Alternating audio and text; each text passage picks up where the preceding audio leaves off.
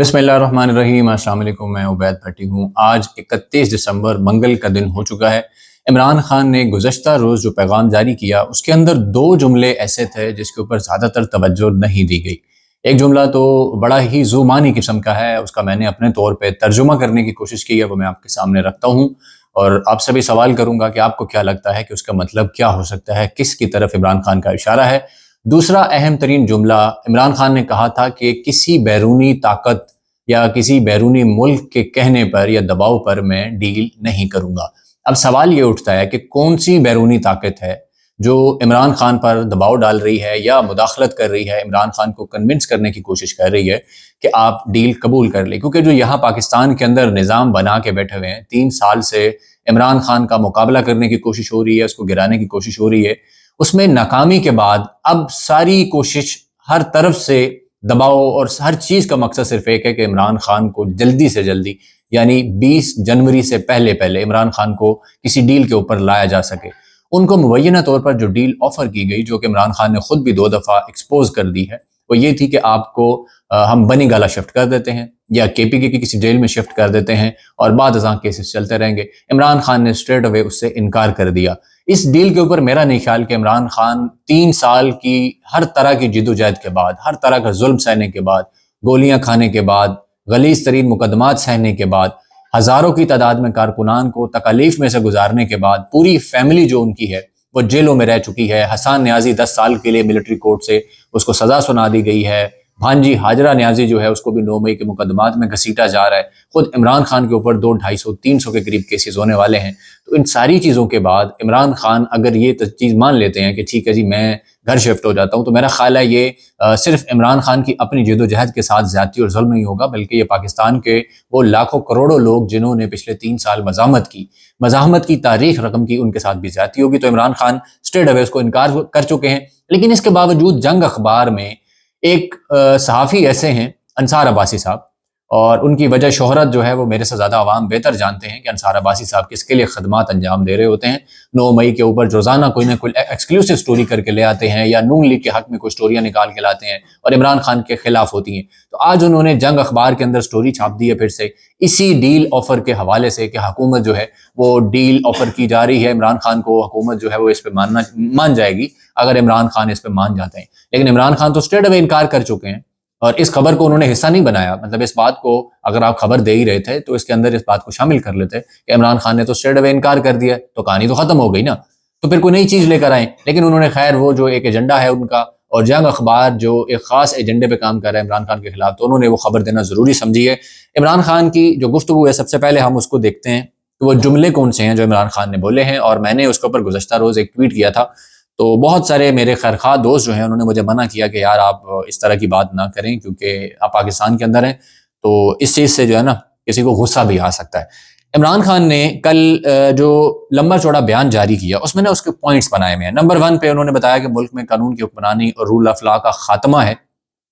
ये वजूहात इमरान खान ने बताई है मैशत की बदहाली की। उसमें दूसरा पॉइंट उन्होंने बताया कि इंटरनेट की बंदिश है। तीसरा उन्होंने बताया कि सियासी अदम इस्तेकाम है, तो उसमें भी उन्होंने काफ़ी सारी चीज़ें नीचे जोड़ी हैं। और चौथा पॉइंट था दहशत गर्दी, और उसमें इमरान खान ने कहा है कि खैबर पख्तूनख्वा और बलूचिस्तान में एक मरतबा फिर दहशत गर्दी में बेपना इजाफे की वजह से मैशत की बहाली मुमकिन नहीं है। मैं 20 साल से कह रहा हूँ कि मिलिट्री ऑपरेशन मसाइल का हल नहीं, आपको दहशत गर्दी के मसले को हल करने के लिए देर पा सियासी हल निकालना होगा, वरना दहशत गर्दी के नासूर का जड़ से खात्मा नामुमकिन है। मुझे अफसोस है कि DGISPR ने अपनी प्रेस कॉन्फ्रेंस में धड़ल्ले से झूठ बोला है। कलअदम TTP के लोगों को दोबारा आबादकारी की तजवीज़ खुद जनरल बाजवा ने तहरीक इंसाफ दौर में काबीना के सामने पेश की थी, जिस पर मुराद सईद और नूरुल हक कादरी और कबायली इलाकों और मालाकंड से ताल्लुक रखने वाले अरकान असम्बली ने इसकी शदीद मुखालफत की थी। हमने इस वक्त भी कहा था कि मुकामी आबादी को एतमाद में लिए बगैर उठाया जाने वाला कोई भी कदम देरपा हल की तरफ नहीं ले जाएगा। काबीना के बाद उस वक्त की अपोजिशन को भी फौज और सिक्योरिटी एजेंसियों की तरफ से ब्रीफिंग दी गई थी।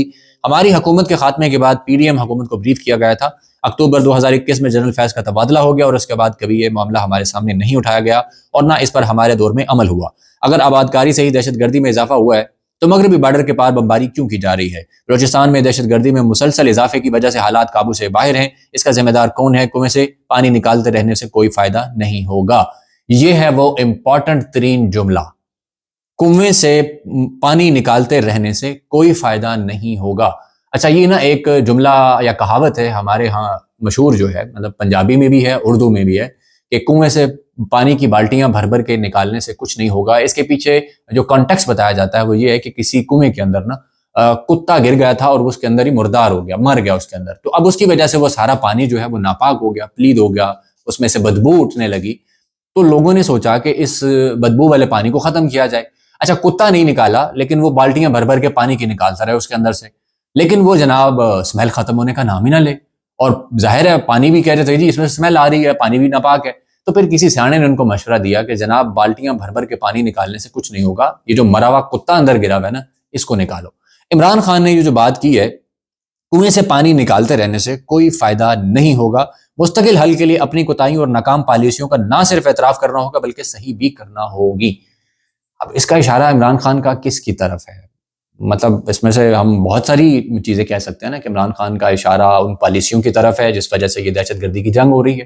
20 سال پہلے عمران خان جس طرح کہتے رہے کہ امریکہ کی جنگ میں شامل نہ ہوں، لیکن پرویز مشرف جو اس وقت پاگل ہوئے تھے ڈالرز کی خاطر، یا امریکہ کا خوف تھا کہ وہ لمبے لیٹ گئے، خود امریکی ایک اہلکار انہوں نے کہا کہ ہمیں تو امید نہیں تھی کہ مطلب اتنے 10 کے 10 مطالبے مان جائے گا مشرف، یا پاکستان کی اس وقت کی جو حکومت ڈکٹیٹرشپ جو تھی، ہمیں تو تھا کہ 2 3 4 مطالبے مانیں گے باقی ریجیکٹ کر دیں گے، ہمارے لیے یہی بہت بڑی بات ہے۔ لیکن پرویز مشرف تو جناب بالکل لمبے لیٹ گئے، یہ امریکی اہلکار نے کہا تھا، اور عمران خان منع کرتے رہے، ان کی پریڈکشنز موجود ہیں، آپ یوٹیوب پہ جا کے عمران خان کے پرانے ٹاک شوز نکالیں، حامد میر کے شو کے اندر بہت دفعہ گفتگو ہوئی ہے، موہت پیرزادہ کے ساتھ گفتگو ہے ان کی، بہت سارے کلپس جو ہیں اس میں عمران خان ایک ہی بات بار بار کہتے تھے کہ جنگیں کسی چیز کا حل نہیں ہے، اپنے ہی ملک میں لشکر کشی نہ کریں نہیں تو یہ پورے ملک کے اندر تباہی آئے گی، اور پھر وہی ہوا۔ اور بعد ازاں 2013-14 میں بھی عمران خان یہی بات کرتے رہے جب خیبر پختونخوا میں پہلی دفعہ ان کی گورنمنٹ بنی۔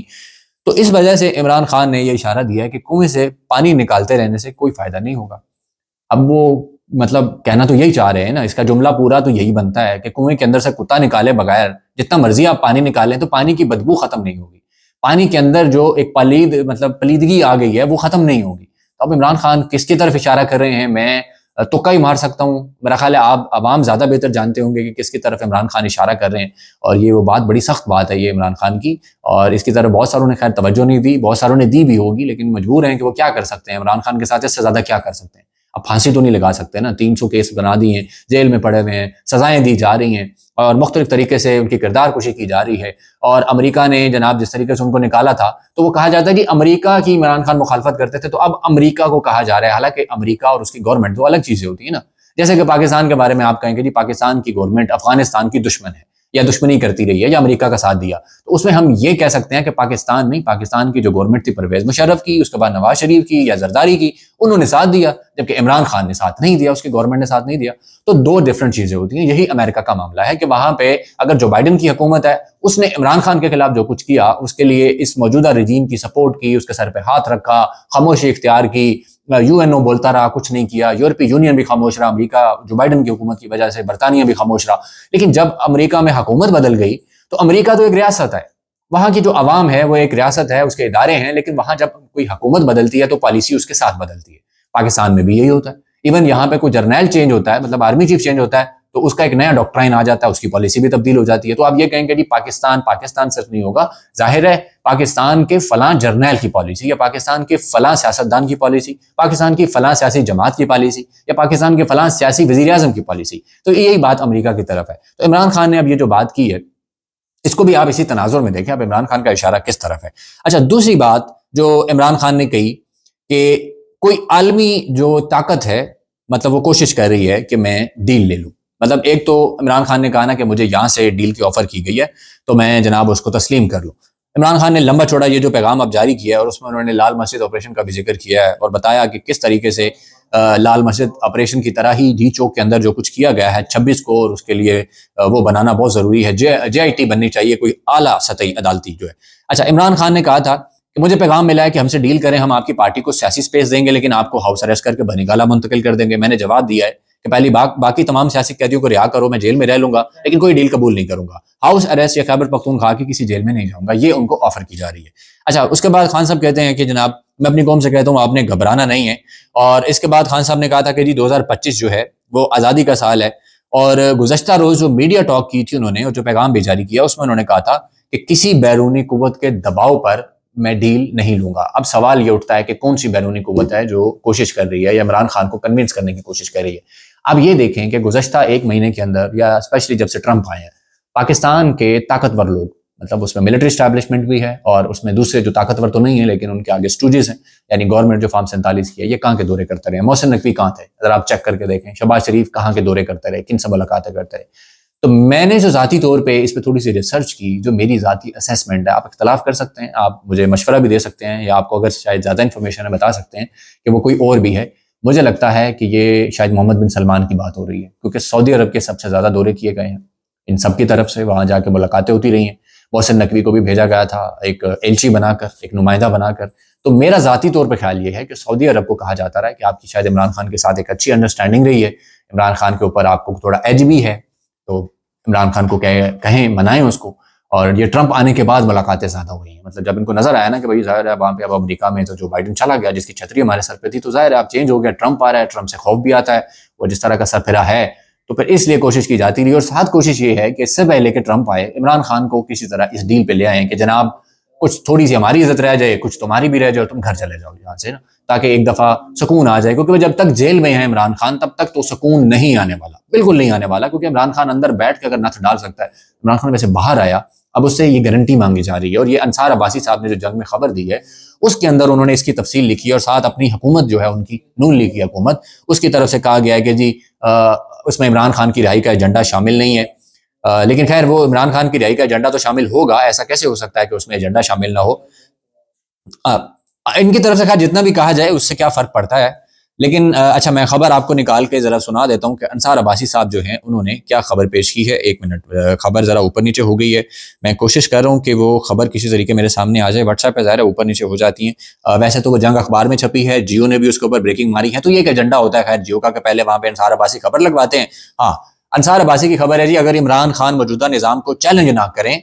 تو حکومت عمران خان کو گھر پر نظر بند کرنے کی ڈیل کی پیشکش کر سکتی ہے۔ اچھا انصار عباسی صاحب نے حکومت کے اس ذرائع سے نہیں پوچھا کہ پھر آپ کی وہ عدالتیں جن کا آپ کہہ رہے تھے کہ بڑی آزاد ہیں، بڑی خود مختار ہیں، ہمارا آئین بڑا آزاد و خود مختار ہے، تو وہ کہاں جائے گا جناب والا؟ اگر آپ حکومت جو ہے وہ اپنی ثوابدید پہ کسی کو گھر منتقل کر دے گی بھائی،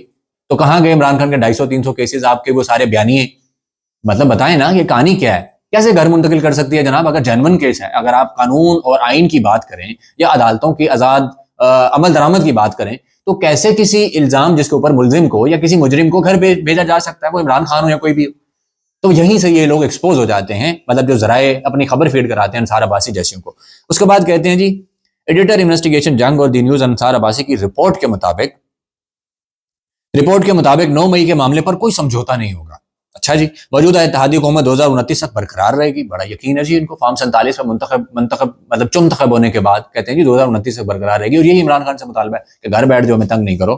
موجودہ اتحادی حکومت برقرار رہے گی۔ رپورٹ کے مطابق مذاکرات میں شامل حکومتی اتحاد کے ایک اہم رکن کا کہنا تھا کہ عمران خان کو اڈیالہ جیل سے بنی گالہ اسی صورت منتقل کیا جائے گا جب وہ موجودہ نظام کو قبول کریں گے اور شورش پسندی کی سیاست کو ترک کریں گے۔ نام نہ ظاہر کرنے کی شرط پر دی نیوز سے گفتگو کرتے ہوئے ذریعے کا کہنا تھا کہ حکومت کی جانب سے مذاکرات کے لیے کوئی پیش کی شرائط نہیں، لیکن اہم معاملات پر موقف واضح ہے۔ اور موقف کیا ہے جی کہ 9 مئی لائف لائن ہے نون لیگ کی، اور 9 مئی کی بنیاد پہ جب تک عمران خان اور ملٹری اسٹیبلشمنٹ کی لڑائی رہے گی، جنگ رہے گی، تو نون لیگ کا فائدہ رہے گا، ورنہ تو نون لیگ کے پلے ککھ نہیں۔ اور جیسے ہی عمران خان کی اگر یہ جنگ ختم ہوتی ہے یا اس طرف سے کہا جاتا ہے کہ ٹھیک ہے جناب سیز فائر، ہم جنگ نہیں کرتے آپ کے ساتھ مزید، یا ٹھیک ہے جو ہوا مٹی ڈالتے ہیں، آپ بھی آگے بڑھیں ہم بھی آگے بڑھتے ہیں، ایک ایک قدم پیچھے ہٹتے ہیں، تو Noon league the end bye bye tata ہو جائے گی۔ اور جناب یہی نون لیگ کی لائف لائن ہے، اور یہی کہانی بار بار دی جا رہی ہے کہ جناب عمران خان کو ٹھیک ہے ہم ڈیل دیتے ہیں، جان چھوڑے ہماری، گھر جائے، عوام جو ہے وہ بڑا تنگ کرتی ہے، بار بار آتی ہے، کیونکہ عمران خان نے دوبارہ ہنٹ دے دیا ہے کہ شاید مارچ کے اندر دوبارہ مارچ کرے، اور تب امریکہ میں حکومت بدل چکی ہوگی، امریکہ کے جو نیچے تفیلی ریاستیں ہیں، برطانیہ ہو گیا اور اس کے بعد یورپی یونین ہو گیا، یہ سارے جو ہیں امریکی اثر میں چلتے ہیں، تو پھر ظاہر ہے وہ بھی خاموش نہیں رہ سکیں گے اگر دوبارہ یہاں پہ فاشزم کیا جاتا ہے۔ اور ابھی تو 26 نومبر کا جو خون ہے وہ اس حکومت کے گلے میں پڑنے والا ہے۔ آپ آنے والے 15-20 دنوں میں دیکھیے گا کیا ہوتا ہے، 2 جگہ انٹرنیشنلی بریفنگ ہونے جا رہی ہے 26 نومبر کے واقعے کے اوپر، اور ساتھ پچھلے 2.5-3 سال کی چیزیں بھی سامنے رکھی جائیں گی۔ تو میرا نہیں خیال کہ یہ حکومت جو ہے یہ چل پائے گی۔ ویسے بھی فارم 47 پہ آئے ہوئے ہیں، جیسے سن 71 میں انہوں نے کیا تھا، 1970 کے انتخابات کے بعد وہاں کا بنگلہ دیش کی جس بن گیا بعد میں مشرقی پاکستان، تو مجیب الرحمان کی جو سیٹیں تھیں وہ نہیں دی گئیں، اور اس کے بعد کیا ہوا وہ ہم سب نے دیکھا۔ تو اب بھی وہی حرکت کی گئی ہے، نون لیگ کے خیر خواہ بھی ان کو بار بار کہہ رہے ہیں کہ شرم کریں، حیا کریں، کسی کا مینڈیٹ لے کے بیٹھے ہوئے ہیں۔ وہ بوڑھی خاتون وہ جیل کے اندر وہ بیمار خاتون ڈاکٹر یاسمین راشد کی سیٹ چوری کر کے نواز شریف جو بیٹھا ہوا ہے اور بڑے فخر سے جناب کہہ رہے ہیں ہم حکومت پوری کریں گے 2029 تک. آپ اندازہ کریں ان کی یہ صورتحال. عمران خان نے یہ پیغام تو بہت سخت دیا ہے اور کس کی طرف اشارہ ہے یہ ضرور کمنٹس میں بتائیے گا. اور دوسری جو طاقت ہے وہ کون سی ہے؟ میں نے تو آپ کو بتایا کہ مجھے سعودی عرب لگتی ہے, محمد بن سلمان لگتے ہیں کہ ان کا عمران خان پہ تھوڑا بہت انفلوئنس کہا جاتا ہے. عمران خان خود بھی کہہ چکے ہیں کہ مجھے جب گولیاں لگی تو سب سے پہلا فون مجھے محمد بن سلمان نے کیا تھا. تو میرا خیال ہے انہی کے ذریعے جو کوشش کی جا رہی ہے, کیونکہ چین تو اس وقت پاکستان کو اس طرح سے نہیں دیکھ رہا. چین کے حوالے سے بھی میں آپ کو بتاتا ہوں کہ چین نے بھی کس طرح ان کی پارٹی بدلنا شروع کر دی اور کس طرح ہم نے افغانستان کے ساتھ جو نئی جنگ شروع کی ہے یہ سوچ کر کہ شاید ٹرمپ خوش ہو جائے گا اور کہے گا واہ بلے بلے کیا بات ہے, آپ نے جناب ہماری طرف سے امریکہ تو نہیں جیت سکا افغانستان میں, تو آپ نے ہماری طرف کی جنگ شروع کر دی ہے. میرا نہیں خیال کہ ایسا ہونے والا ہے. اور پھر اس کے بعد ان کے ساتھ کیا ہوگا؟ اب چین نے جس طرح پیغام جاری کیا اور جس طرح ملاقات کی ہے افغانستان کی حکومت کے اہم ترین لوگوں کے ساتھ, اور پاکستان کی طرف سے جو بیانیہ بنایا جا رہا تھا کہ واخان کاریڈور پہ قبضہ کر لیا ہم نے یا جناب وہاں پہ بمباری کر دی تھی, اور اس کے بعد خبریں آ رہی ہیں کہ وہاں سے طالبان نے پاکستان پہ حملہ کیا اور کسی چیک پوسٹ پہ مبینہ طور پر قبضہ کر لیا. اس کے اوپر ہی گفتگو کرتے ہیں اگلے ویلاگ میں. لیکن یہ اس ویلاگ کا مقصد یہی تھا کہ آپ کو بتاؤں کہ عمران خان کا یہ جو جملہ ہے مجھے تو یہ نہیں سمجھ آ رہا ہے ایکچولی کہ وہ کس کے بارے میں کہہ رہے ہیں. یہ ہے سمجھ بھی آ رہا ہے اور میں کہنا نہیں چاہ رہا, آپ سمجھ سکتے ہیں پاکستان میں ہم بیٹھے ہوئے. تو اس کے بعد دوسری چیز جو تھی, اور انصار عباسی صاحب نے جو بریک واردات ڈالی ہے جو ان کا مقصد ہے جو ان کا چکر ہے, تو اس کی طرف بھی آپ کو توجہ دینے کی ضرورت ہے کہ کس طرح انصار عباسی یہ خدمات دے رہے ہیں. لیکن یہ بہت بڑے انویسٹیگیٹو سیل کے انچارج صحافی کہلائے جاتے ہیں, اور جنگ گروپ کی جو صحافت ہے, جو جیو کی صحافت ہے, یہ تو پیورلی اینٹی عمران خان ہے اور نون لیگ کے تلوے چاٹتے ہیں. نون لیگ سے اربوں روپے کے جو ان کو بجٹ ملتا ہے, فنڈز ملتے ہیں, یہ جناب جتنے ایڈز چلتے ہیں اس کی یاڑ میں,